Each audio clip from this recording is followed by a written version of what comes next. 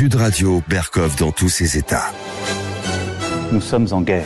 Jamais le trafic de stupéfiants n'avait été si mortel à Marseille. C'est principalement deux clans qui s'affrontent. Félix Bingui, alias le chat, quitte le palais de justice de Marseille. Quel futé ce Félix. L'un s'appelle Yoda, l'autre DZ Mafia. C'était l'une de ses promesses de campagne. Everything will be revealed. Donald Trump vient donc de rendre public la totalité des archives du gouvernement relatives à l'assassinat de John Kennedy. Oui, mais quel signal vous donnez à des femmes qui portent la burqa volontairement? On se ramènera pas avec des fantômes qui se promènent dans la rue, ça, pas question. Nous sommes en guerre. Nous sommes en guerre, on le sait, on le répète tous les jours. Toutes sortes de guerres, à bas bruit, à haut bruit, un peu partout. Et aujourd'hui, évidemment, journée de la francophonie. Et oui, journée de la francophonie aujourd'hui, absolument. On va célébrer le printemps et la francophonie. Mais pas pour tout le monde. Boualem Sansal, lui, il est toujours, et plus que jamais, en prison. On va en parler avec notre ami Arnaud Benedetti. Et puis, on va parler aussi de ce qui se passe avec le trafic de drogue. Ah, cette grosse entreprise ne connaît pas la crise. 3 milliards de chiffre d'affaires.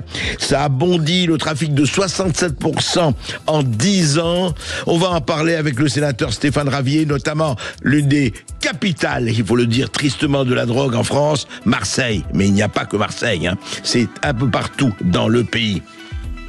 Oh, et puis les perles, les huées, les bravos, vous allez voir Dominique Voynet, Jean-Luc Mélenchon, très très intéressant. Et en seconde partie, de 13h à 14h, la culture dans tous ses états. Et avec Céline Alonso, nous allons recevoir l'écrivain, l'historienne Alexandra Léniel-Lavasti, qui va nous parler d'un très grand résistant, mort à 29 ans, qui a écrit ce poème immortel, La prière du para, André Zirneld. Vraiment un épisode très peu connu, mais passionnant, de la résistance française dans les années 40. À tout de suite. Sud Radio. Sud Radio. Parlons vrai. Parlons vrai. Sud Radio. Parlons vrai. Ici Sud Radio. Les Français parlent au français.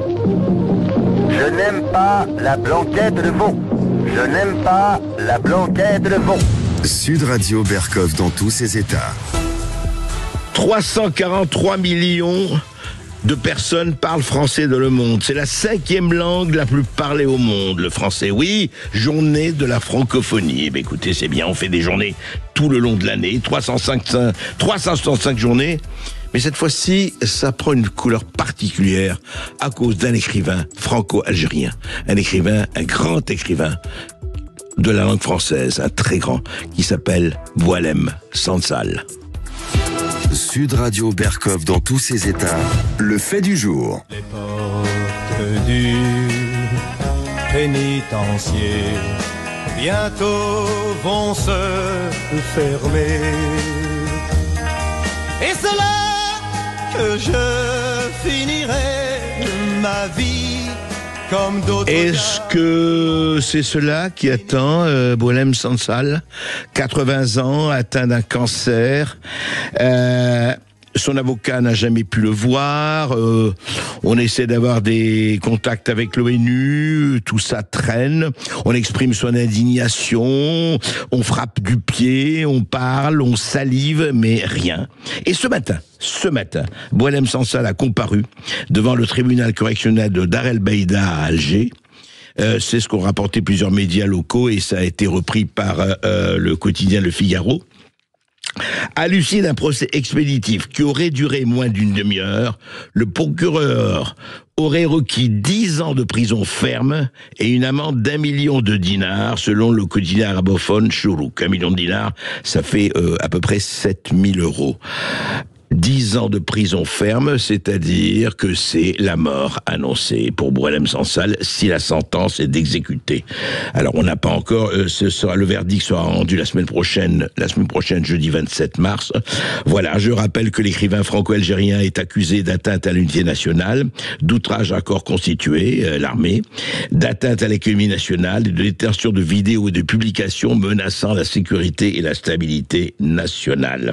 Je rappelle qu'il a été arrêté à l'aéroport d'Alger le 16 novembre où il allait visiter sa famille. Le 16 novembre, nous sommes le 20 mars. Voilà. il est poursuivi, donc, en vertu de l'article 427 bis du Code pénal, qui sanctionne comme acte terroriste ou subversif tout acte visant la sûreté de l'État, l'intégrité du territoire, la stabilité et le fonctionnement normal des institutions. Chacun sait qu'à 80 ans, donc, Boualem Sansal est pratiquement qualifié de terroriste. Voilà, on sent, il va remettre effectivement, il essaye de déstabiliser l'État algérien. Est-ce que nous avons Arnaud Benedetti? Arnaud Benedetti, bonjour. Bonjour à vous. Bonjour Arnaud. Vous avez publié une tribune dans le Figaro avec le maire de Cannes, David Lisnard, où vous appelez effectivement le gouvernement à prendre un acte fort pour afficher son soutien à l'écrivain. Arnaud Benedetti, on n'a pas encore le verdict, ce sera la semaine prochaine, mais si ces informations sont confirmées et tout se passe comme ils ont l'air d'être confirmés, ça veut dire vraiment que s'il est condamné, je dis bien si, par malheur il est condamné à 10 ans de prison, ça veut dire qu'il meurt en prison. Écoutez, en tout cas, il y a eu manifestement une accélération que personne n'attendait de la justice algérienne ces dernières 24 heures. Nous avons eu cette information en début, enfin vers 9h30, et nous avons quand même tout fait pour nous la faire confirmer. Il semblerait en effet qu'elle soit maintenant confirmée. Ouais. La vraie question, c'est de savoir comment interpréter cette accélération. Exact. Alors, il y a une interprétation évidemment pessimiste, c'est la vôtre, et je crois qu'il faut toujours l'avoir en tête, parce que le pouvoir algérien est un pouvoir dictatorial qui, en général, est connu pour ne pas ménager ses opposants, et en l'occurrence, 10 ans, évidemment, c'est compte tenu de l'âge et de la maladie de Boualem Sansal, si cette peine était appliquée, et si elle était appliquée dans son intégralité, ça s'apparente à une condamnation à mort, clairement. Ensuite, il y a une autre interprétation. Alors, il faut toujours garder espoir, et nous, en tant que comité de soutien, il faut qu'on garde espoir, parce que sinon, on veut dire, on se démobilise. Donc, la mobilisation doit s'intensifier, parce que, in fine, en l'occurrence, comment interpréter politiquement cette accélération? Est-ce qu'il s'agit pour les Algériens de sortir d'une situation qui est quand même très embarrassante pour eux, au regard de la communauté internationale, au regard du fait de tenir un écrivain de 80 ans malade, comme vous l'avez rappelé? Est-ce qu'il s'agit finalement d'un début de sortie de crise, avec la possibilité ensuite, parce que ne nous faisons pas d'illusions, Boualem sera condamné par le pouvoir algérien. Après, son sort est entre les mains, d'une certaine manière, manifestement du président du président algérien, du président Tebboune, qui pourra exercer son droit de grâce. Ça, c'est, disons, l'interprétation qui serait l'interprétation plus optimiste. Nous, aujourd'hui, à l'heure où l'on parle, on oscille, si vous voulez, entre ces deux questions. Ce qui est sûr, c'est que il a comparu, qu'il s'est défendu seul. Je crois qu'il faut le dire. Boualem Sansal donne une leçon de courage à nous, c'est aussi à une grande partie de la classe dirigeante française, c'est-à-dire qu'il se bat seul, il se bat debout, il n'est pas à genoux, il a bien évidemment dénié tous les chefs d'inculpation que lui oppose de manière totalement fantasmatique le régime algérien, et maintenant, je dois dire que nous restons extrêmement prudents, extrêmement inquiets, extrêmement préoccupés, extrêmement mobilisés aussi. Alors Arnaud Benedetti, justement, effectivement, et comme vous dites, il n'avait pas d'avocat, il est seul, il a refusé effectivement l'avocat qu'on lui présentait, puisque, on le rappelle, vous l'avez rappelé la dernière fois dont on avait parlé de ça, c'est que Françoise Zivray, son avocat, n'a jamais pu le rencontrer, n'a jamais pu d'ailleurs avoir un visa pour l'Algérie, donc on en est là. Est-ce que, évidemment qu'il faut être, vous avez raison, optimiste et se battre, bien sûr, mais est-ce que le fait que, par exemple, récemment, il y a encore 2 jours, vous savez que le ministère de l'Intérieur français, Bruno Retailleau, et le gouvernement avaient demandé que l'Algérie accueille en expulsion 65 ressortissants algériens dont la France ne veut plus sur son territoire, et que le gouvernement algérien a refusé en disant non, reprenez les voies normales, diplomatiques, consulaires, etc. Il n'est pas question. Alors, est-ce qu'on peut voir, est-ce que peut-être encore, en tout cas évidemment qu'il faut garder espoir, mais est-ce que vous attendez un sursaut un peu plus fort de la part du gouvernement français actuellement? Vous savez, nous, depuis le début, depuis maintenant plus d'1 mois, on était d'ailleurs venu avec Noël Lenoir sur votre plateau il y a, oui c'est ça, cela 1 mois. Tout à fait. On demande un changement de stratégie, c'est-à-dire qu'on considère que la stratégie qui a été conduite au début et qui pouvait pouvait s'expliquer, c'est-à-dire de prudence, de réserve, de négociation diplomatique dans les coulisses, était une stratégie qui pouvait peut-être, à un moment donné, permettre une libération immédiate et rapide de Boualem Sansal. Ça n'a pas été le cas. Au contraire, on a vu les autorités algériennes ne cesser de se réduire en proportion que les Français se faisaient d'une certaine manière prudents et réservés. Vous l'avez justement rappelé. Quand vous pensez que Maître Zimré, qui d'ailleurs vient de produire un communiqué à l'instant, condamnant évidemment ce procès, Maître Zimré n'a jamais eu son visa, la protection consulaire à laquelle elle a des droits, je rappelle du fait de la nationalité française qui est la sienne aussi, a toujours été refusée. On peut pas considérer que les autorités algériennes étaient particulièrement bienveillantes quant à la stratégie de prudence et de réserve. Donc, c'est le moins que l'on puisse dire. On a demandé un changement de régime, c'est-à-dire en effet d'utiliser tous les leviers de pression qu'on peut avoir sur le pouvoir algérien, les visas, les accords de 68, les accords de 2007, les comptes et les biens des dignitaires algériens. Et il fallait mettre tout ça sur la table et voir comment ces leviers pouvaient permettre à un moment donné d'infléchir le rapport de force afin d'arriver à une libération rapide de notre ami Boualem. Est-ce que Arnaud Benedetti, est-ce que le fait, vous savez, ça a été évoqué, c'est un levier évidemment de soft power, comme on dit, le fait de le nommer ambassadeur de la francophonie, est-ce que ça peut jouer? Est-ce que ça lui donne une immunité quelconque si le gouvernement français décidait de le nommer ambassadeur de la francophonie? On est, encore une fois, je le rappelle, la journée de la francophonie, comme par hasard, ironie amère aujourd'hui. Est-ce que ça pourrait jouer ou pas, à votre avis? Non mais tout ce qui symboliquement montre que l'État français considère que cette affaire est une affaire essentielle pour lui. Et il le montre, en effet, s'il nomme demain Boualem Sansal ambassadeur de la francophonie, il montre que il attache la plus haute importance au sort de Boualem Sansal et à sa libération. Tout ce qui va dans ce sens, de toute façon, est un élément supplémentaire dans le rapport que nous pouvons poser à l'Algérie qui aujourd'hui retient arbitrairement notre compatriote. Il est clair aussi, et il faut être lucide, que les autorités algériennes, à partir du moment où elles ne reconnaissent même pas la nationalité française de Boualem Sansal, puisque, comme je vous le rappelais, ils n'ont pas donné suite à notre demande de protection consulaire, ne vont certainement pas, en l'occurrence, donner suite immédiatement à une immunité diplomatique que lui conférerait un statut d'ambassadeur. Oui, c'est ça. Donc, ils vont évidemment refuser cela. Alors, on sait que, selon le Figaro, juste quelques informations, selon les informations recueillies par le Figaro, Boualem Sansal est apparu ce matin en forme avec les cheveux coupés. Il n'avait pas son catogan. Il a répondu en personne aux questions du juge. Je n'ai rien voulu faire contre mon pays, j'ai exposé mon opinion, a-t-il affirmé. Un avocat commis d'office avait été désigné, mais c'est seul que Boualem Sansal voulait assurer sa défense. Le bâtonnier d'Alger, Mohamed Bagdadi, avait révélé fin février que l'écrivain avait renvoyé tous ses avocats. Alors, dit Mohamed Bagdadi, y compris François Zimré. Alors, non, c'est faux, ça. Maître Zimré n'a jamais reçu la moindre notification de sa déconstitution. Vous savez que pour qu'un avocat soit déconstitué, il faut que le client lui stipule de manière écrite. C'est pas le cas. Donc c'était faux, oui. Fake news. Par contre, la réalité, c'est que les avocats algériens ont été déconstitués par Boualem Sansal, mais qui a refusé de déconstituer son avocat français compte tenu des pressions absolument inacceptables dont il était l'objet. Alors Arnaud Benedetti, effectivement, tout le monde souhaite évidemment la solution, je dirais optimiste, que effectivement après avoir été condamné, eh bien qu'il soit expulsé vers la France, comme on dit, puisque pour le moment, en fait, quand nous envoyons des gens en Algérie, l'Algérie nous les renvoie. Ben, il serait peut-être pas mal que sur les 2 influenceurs et les 65 expulsions demandées par la France, que l'Algérie refuse obstinément, peut-être que ce serait pas mal qu'il nous renvoie l'un des plus écrivains français d'aujourd'hui. Il est clair que c'est ce que l'on souhaite, j'allais dire, ardemment. C'est-à-dire que les autorités algériennes comprennent qu'en détenant Boualem Sansal, elles détiennent non seulement un homme, bien évidemment, et il faut que c'est d'abord à lui, à sa santé, à sa famille. C'est essentiel. Il y a une dimension, en plus, qui plus est totalement humanitaire dans cette affaire, de séquestration, parce qu'il s'agit d'une séquestration purement et simplement. En l'occurrence, il faut, je crois, employer les bons mots sur la situation.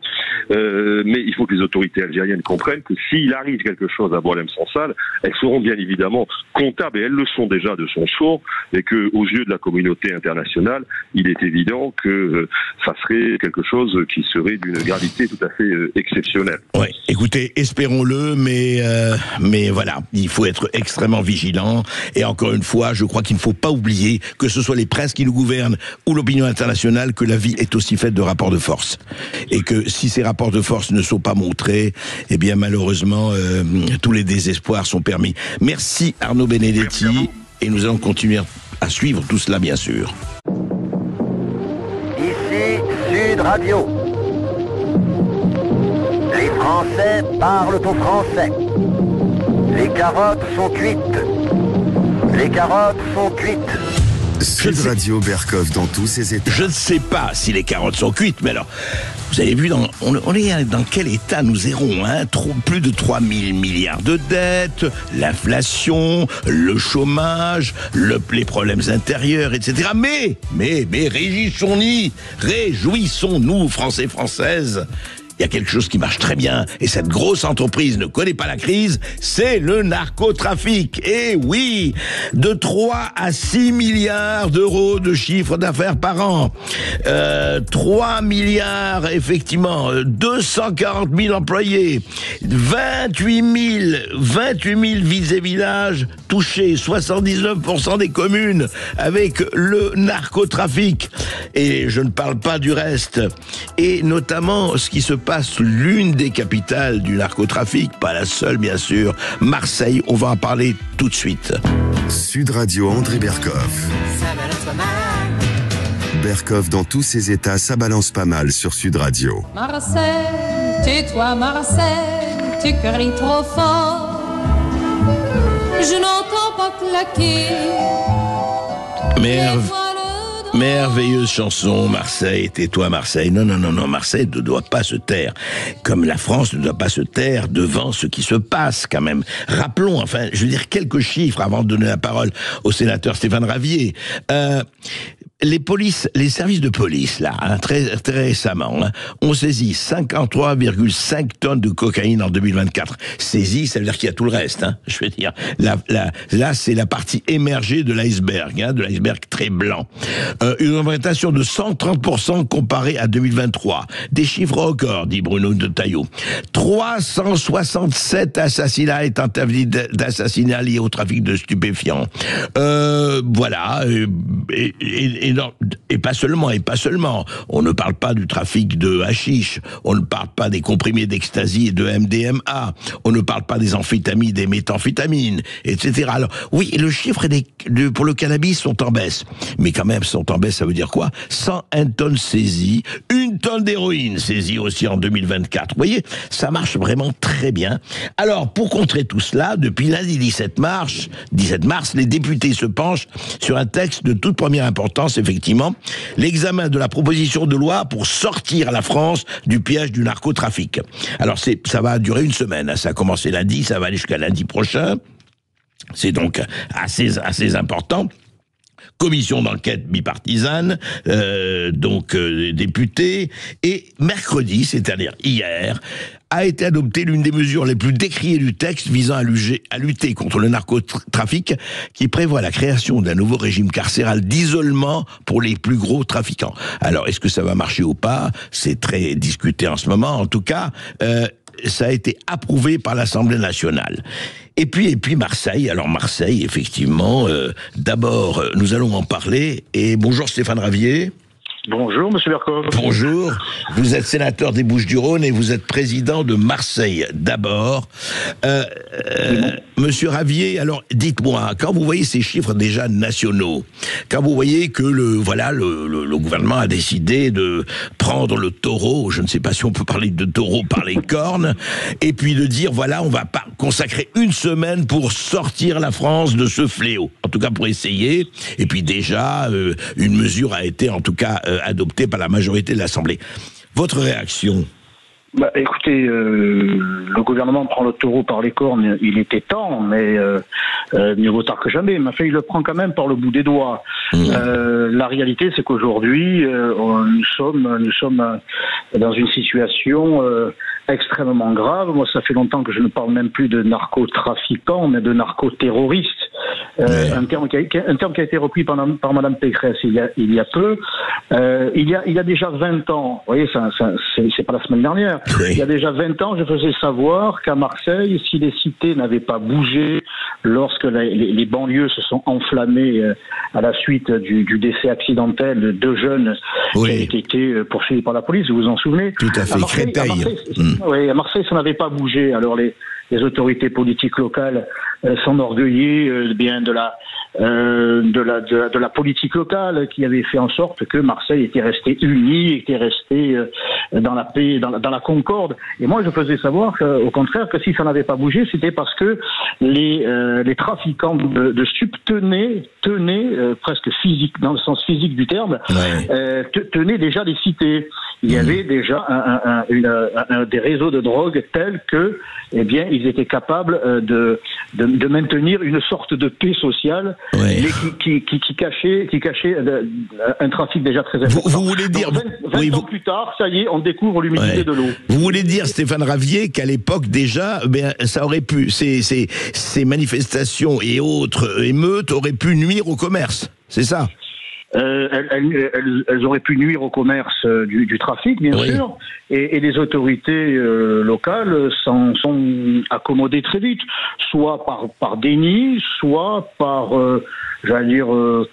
approche de la drogue d'un côté festif. Vous savez, ce message qui veut que un petit joint par-ci, un petit rail de coke par-là, c'est pas très important, c'est plutôt festif, c'est pas grave, sans vouloir jamais aborder ce qui est pour moi quand même une priorité, le problème de la santé publique. On n'en entend jamais parler.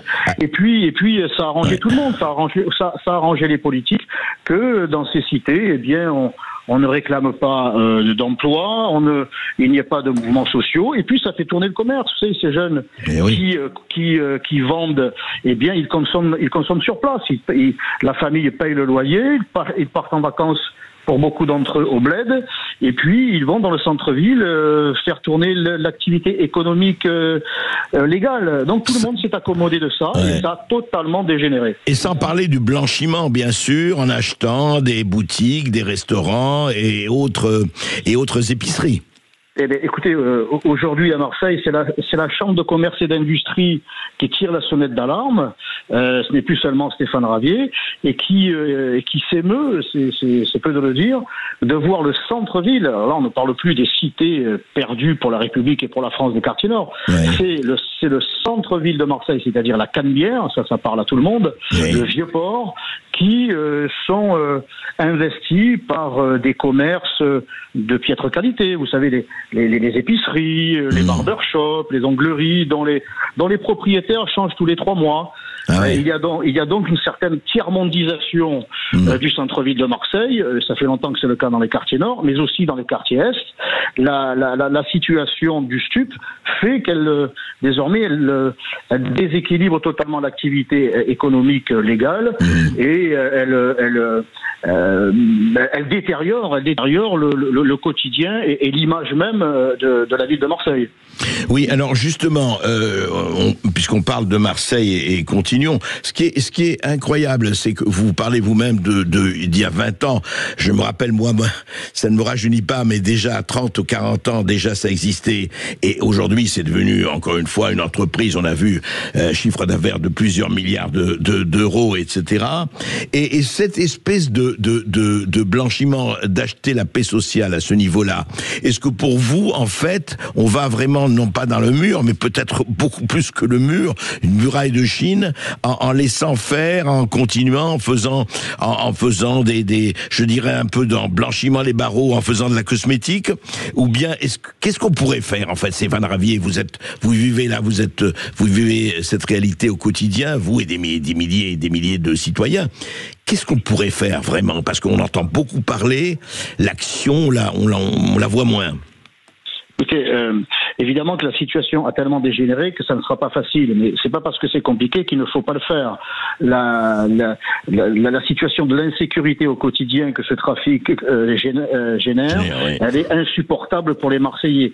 Ce sont les honnêtes gens qui sont incarcérés chez eux dans les cités, qui ne peuvent pas sortir ou y entrer aux heures qu'ils voudraient, puisqu'ils sont contrôlés, fouillés par par les narcotrafiquants.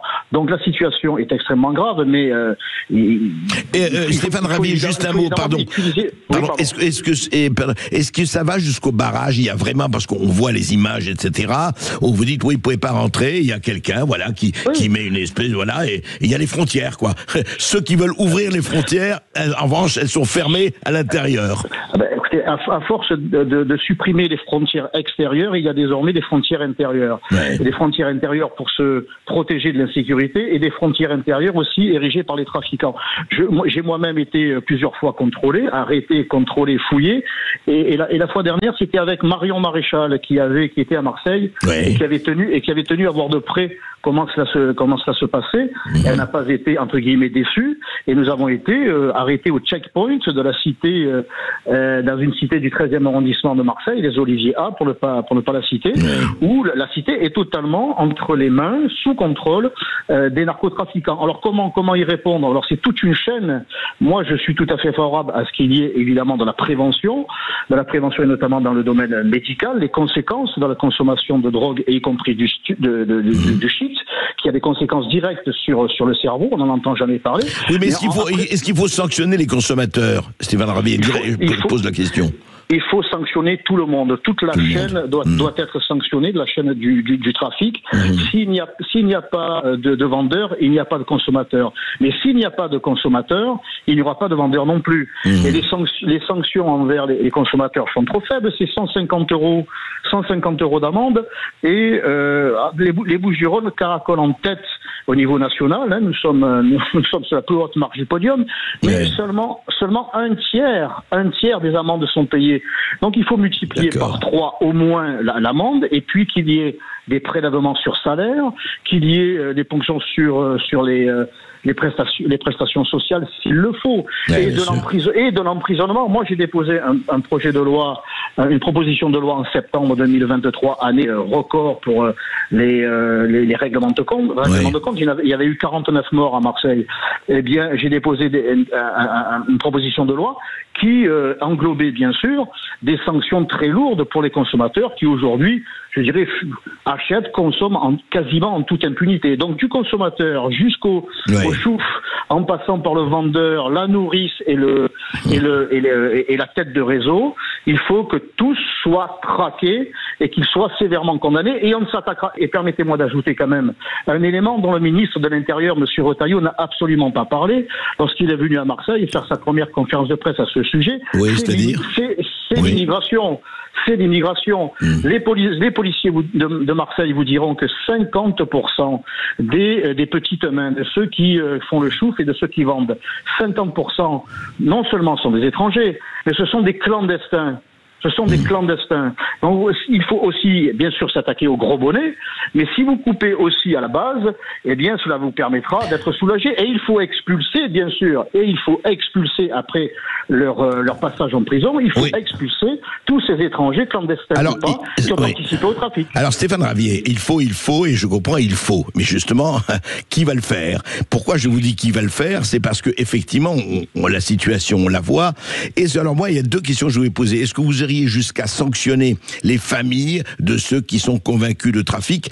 Et autre question, est-ce que vous êtes ou alors il faut trouver, parce que on voit beaucoup les images du Salvador et des solutions à Nayib Bukele, le président du Salvador, dont on voit ce qu'il a fait sur les dizaines de milliers de narcotrafiquants. Moi, je suis allé au Salvador il y a 5 ans. Vous pouviez pas, à 7 heures du soir, vous étiez enfermé dans votre hôtel parce qu'il était hors question de sortir.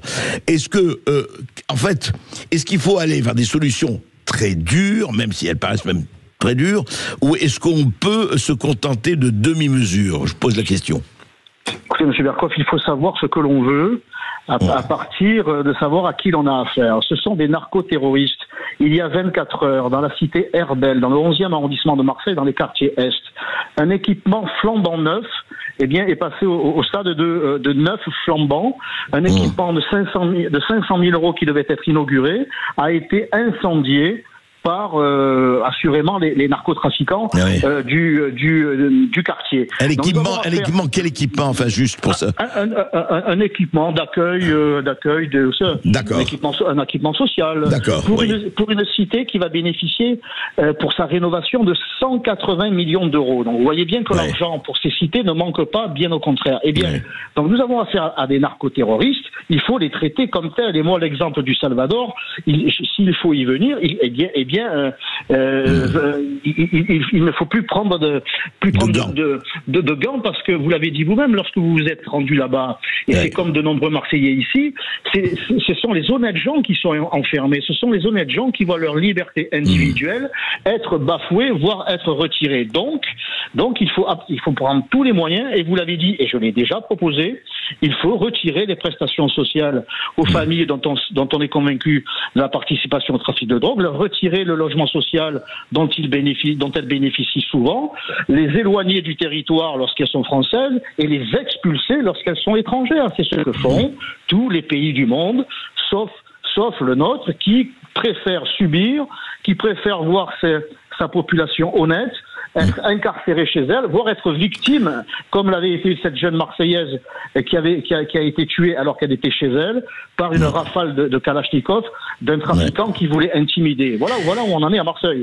Et voilà où on en est effectivement un peu partout. On a vu que aucune des petites villes, des villages aujourd'hui était touchée. C'est un vrai fléau, mais voilà, Stéphane Ravier, c'est vrai que assez de mots, peut-être quelques actes ne seraient pas les malvenus. On verra ce que va donner effectivement cette réunion, enfin cette semaine de l'Assemblée nationale. Qui votera verra, ne l'oublions jamais. Merci Stéphane Ravier. Merci Monsieur Berkov. Ici Sud Radio. Les Français parlent au français. Je n'aime pas la blanquette de veau. Je n'aime pas la blanquette de veau. Sud Radio Berkov dans tous ses états. Une nouvelle qui réjouit mon cœur d'enfant. Oui, vous ne le savez pas, mais la députée écologiste très antinucléaire Dominique Voynet vient d'être nommée au Haut Comité pour la transparence et l'information sur la sécurité nucléaire. Je répète, elle vient d'être nommée au Haut Comité pour la transparence et l'information sur la sécurité nucléaire, une instance d'information, de concertation et de débat sur les risques liés aux activités nucléaires. Voilà, ça a été dit mercredi, donc c'est au journal officiel. Alors pourquoi ça pose un léger problème? Eh bien, vous allez tout de suite le comprendre et l'écouter. Sud Radio Berkov dans tous ses états. Bricoleur, vous êtes un amateur des bombes atomiques. Sans avoir jamais rien appris, c'était un vrai génie. Question travaux pratiques. Il s'enfermait. Ah, la Java des bombes atomiques, je vous la recommande. Une merveilleuse chanson de Boris Vian. Eh ben oui, voilà. Alors il y a, et vous savez, la grande bagarre hier, nous recevions effectivement le sénateur Henri Louot et l'expert Fabien Bouglet sur le nucléaire, et comment pendant très longtemps on a freiné le nucléaire qui nous assurait des prises d'électricité défiant toute concurrence, pour arriver aujourd'hui à des prix qui explosent, à des boulangers qui ferment boutique, à des petits commerçants qui ferment boutique. Eh ben, il y a eu quand même quelque chose de très intéressant avec Dominique Voynet. Elle le raconte elle-même, voilà. C'est quand elle était ministre de l'Environnement du gouvernement Jospin. C'est en 2000. Écoutez bien, écoutez vraiment bien, c'est très intéressant. Elle raconte effectivement ce qui s'est passé à Bruxelles avec le nucléaire et qui explique tout ce qui se passe aujourd'hui. Écoutez. J'avais reçu mandat de tout faire pour que le nucléaire ne soit pas exclu de cette liste. C'est très important. Et j'étais donc partie à Bruxelles en traînant un peu les pieds. Et je rencontre mon homologue anglais qui me dit avoir le même mandat. Le tour de table commence et on était les deux seuls États à ne pas pouvoir se rallier à une position fermement antinucléaire. Suspension de séance. J'ai rediscuté avec mon homologue anglais et nous avons convenu, lui et moi, d'appeler nos gouvernements à Londres et à Paris. Alors j'appelle Paris et j'explique à Matignon que je suis désolée, mais que le Britannique est en train de lâcher et que je me retrouvais isolée. C'est ce que déteste la France, être isolée en Europe, c'est quelque chose qui est impossible. Pendant ce temps, le Britannique appelle Londres et dit la Française est en train de lâcher, je vais me retrouver isolée. Et on est revenu hilar l'un et l'autre avec finalement un grand soulagement parce que nous avions reçu la consigne de tout faire pour ne pas être isolés. Donc nous avons pu annoncer que finalement nous pouvions nous rallier à la position commune. Donc je suis rentrée à Paris, moi très contente de voir que le nucléaire ne pouvait pas faire partie des technologies retenues au titre du mécanisme de développement propre. En même temps, j'ai pas pu m'en vanter en rentrant. Hein. Il fallait que j'ai l'air désolée de ce qui s'était passé. Bon, ce qui m'a interdit aussi de revendiquer ça auprès de mes camarades verts ou auprès des associations. Enfin, je crois que personne n'est dupe et le Premier ministre ne m'a pas fait de compliment particulier sur ce coup-là, c'est sûr. Et voilà, quel réjouissement, quelle joie, voilà. Il fallait donc, c'est-à-dire que la France voulait que le nucléaire fasse partie des technologies retenues par Bruxelles, hein, au titre des mécanismes du développement propre. Horreur et putréfaction pour les écologistes, comment le nucléaire, ce pelé, ce galeux d'où vient tout le mal, il n'est pas question. Et donc, carrément, la ministre de l'Environnement, à l'époque Dominique Voynet, n'a pas suivi les consignes de Lionel Jospin, Premier ministre, et a concocté, a magouillé avec son collègue anglais qui était comme elle anti-nucléaire, et comme ça ils ont pu empêcher effectivement que le nucléaire ne soit choisi par les mécanismes du développement propre. C'est très intéressant, vous voyez, c'est une véritable leçon de choses, leçon de cohérence, et enfin récompense de la cohérence et récompense de ça, on est nommé effectivement, voilà, ministre effectivement de la grande des technologies et des technologies des technologies effectivement au comité, pour la transparence et l'information sur la sécurité nucléaire. Voilà comment on arrive au haut comité. C'est très intéressant. Vive la cohérence, vive le gouvernement. Et voilà ce qui fait que Superphénix a été abandonné. Voilà ce qui fait qu'on s'est retrouvé pendant 20 ans. On a pris 20 ans de retard, mais tout va bien puisque on garde et on retrouve des postes. Sud Radio Berkov dans tous ses états. Les perles du jour. Moi je ne fais qu'un seul geste, je retourne ma veste, Et ben voilà, de quoi on parle. Écoutez, je viens d'écouter un truc formidable. Eh bien, c'est quelqu'un qui attaque le voile, qui dit c'est pas possible le voile, c'est pas possible la burqa. Un véritable militant. Mais ne serait-il pas un peu islamophobe ?